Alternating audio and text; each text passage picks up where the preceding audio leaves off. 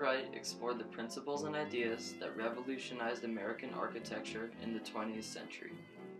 Wright pioneered the concept of organic architecture, the philosophy that a structure and its natural surroundings should form a single, harmonious landscape.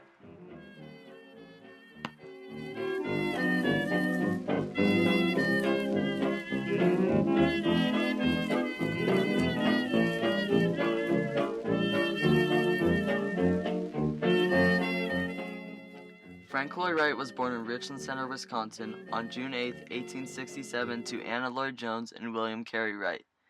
The Wright family moved around constantly while William searched for a steady job as a pastor, eventually settling in Jones Valley, Wisconsin, not far from where Frank was born. Two events influenced his desire to become an architect as a child. At the age of 9, his mother bought him Froebel blocks from the World's Fair, developing his passion for building. When he was 10 years old, Frank went away for the summer to his uncle's farm in Spring Green, Wisconsin. Surrounded by nature, his time at the farm would later help him incorporate nature into his designs. Frank's parents separated when he was 14 years old, and he would never see his father, William, again. He attended Madison High School, but did not graduate. Just a year later, he landed a job as a draftsman with an architect named Joseph Leman Silsby, who built the Lloyd Jones Family Unity Chapel. That same year, he was accepted into the University of Wisconsin. However, Wright did not seem to find any value in the engineering courses at the university. He dropped out and headed to Chicago to find work as an architect. Chicago was rebuilding from the Great Fire of 1871, and buildings were springing up everywhere. One of the most prominent architects in the city and of his time, Louis Sullivan, led the field, best known for his modern style. After working with Silsby, Wright was hired by Adler and Sullivan, and worked his way up to chief of design by the age of 21. Just a year later, in 1889, Wright married his first wife, Catherine Lee Tobin. Louis Sullivan recognized Wright's incredible talent, and promoted him to head draftsman of the prestigious firm.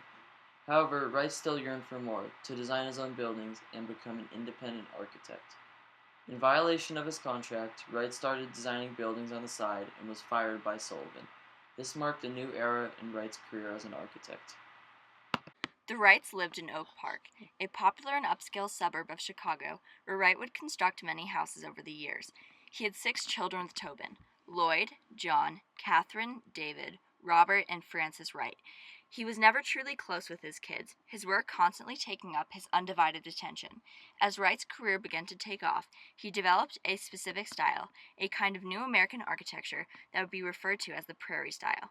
The Prairie style was characterized by the long horizontal roofs and private gardens, much unlike the tall open skyscrapers which were shooting up in the big cities at the time.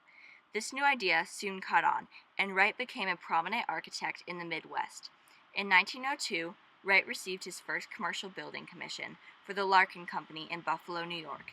In 1905, he designed the Unity Chapel in Oak Park, which is constructed entirely out of concrete and is considered one of his most modern buildings. Around this time, Wright met Mamie Borthwick, wife of Edwin Cheney, while constructing their home. The two began having an affair, and in 1909 they abandoned their families for Italy. Their affair was released by the press, diminishing his reputation and his architectural practice. Wright and Mamie returned to the United States a year later, where he bought land next to his family's farm in Spring Green, Wisconsin.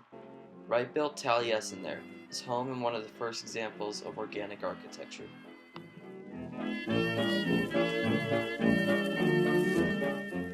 Wright's affair diminished his reputation as an architect, and he only took commissions exclusively for those interested in organic architecture, which at the time seemed to be very few.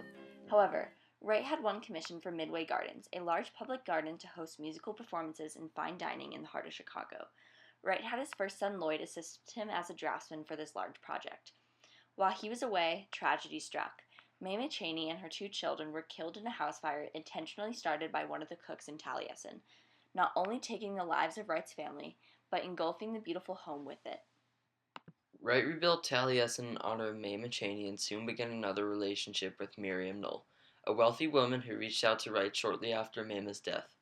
Miriam moved into Taliesin the following year. In 1916, Wright received a commission in Japan to build the Imperial Hotel, in which he would spend 4 years to oversee the construction. Wright had an immense appreciation for Japanese architecture, particularly wood block prints. Although many of his works resembled the techniques and artistry of Japan, he would deny the country's architecture as an influence in his own style. In 1924, Wright met Olga von Hindenburg, a dancer from Montenegro, while sitting next to each other at a ballet. Despite the fact that they were both married, they fell in love instantly, and Olga Vana moved into Taliesin with her child Svetlana. Wright and Noel separated, and Noel became furious, sometimes threatening Wright. A warrant for Wright's arrest was issued for violating the Mann Act, which stated that a woman should not be transported across state lines for immoral purposes. The couple fled to a cabin in Minnesota, and during this time Wright wrote his autobiography. They were quickly discovered and spent a night in a Wisconsin jail. The press picked up on Wright's arrest, and photographs were released to the public. The scandalous affair with Olga Vana had placed his career in jeopardy once again, and soon the Bank of Wisconsin took control of his property, Taliesin. At the age of 60, Wright had reached nearly rock bottom in his career, and the Great Depression was just beginning. But his career was far from over. In 1932, Wright founded the Taliesin Fellowship, a mentorship program for young men and women who aspired to be architects. This new source of income allowed Wright to revamp his architectural practice, and in 1935 he would design what is considered to be his most famous building. The idea that a building should be organic seemed somewhat peculiar at the time, but it completely transformed architecture in America. Organic architecture is a building that is not only expressive of nature, but is integrated into the nature around the building itself. Before Wright, architecture in the United States was not original and truly functional for the American lifestyle, more fitting towards the lives of Europeans.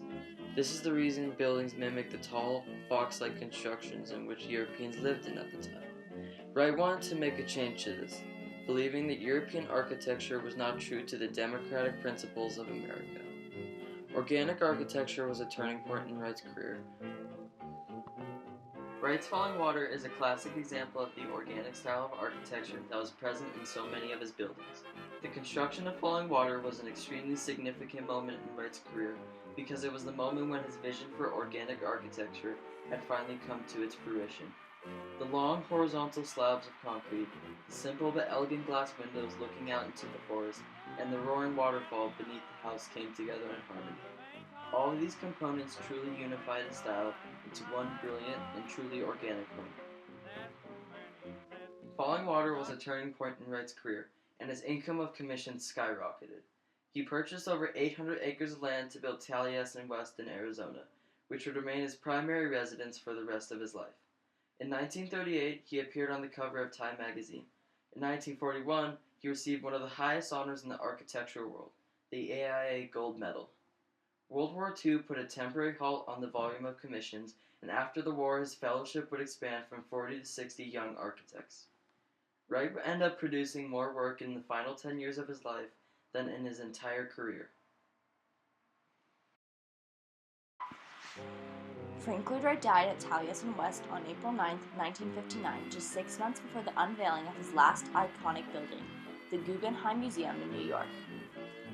Frank Lloyd Wright left behind much more than his iconic buildings. He left behind a legacy unmatched by any other architect in America.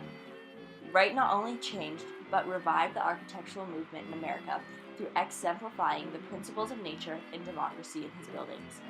His work over a 60-year span completely advanced architecture in the United States and has inspired generations of architects to follow in his footsteps.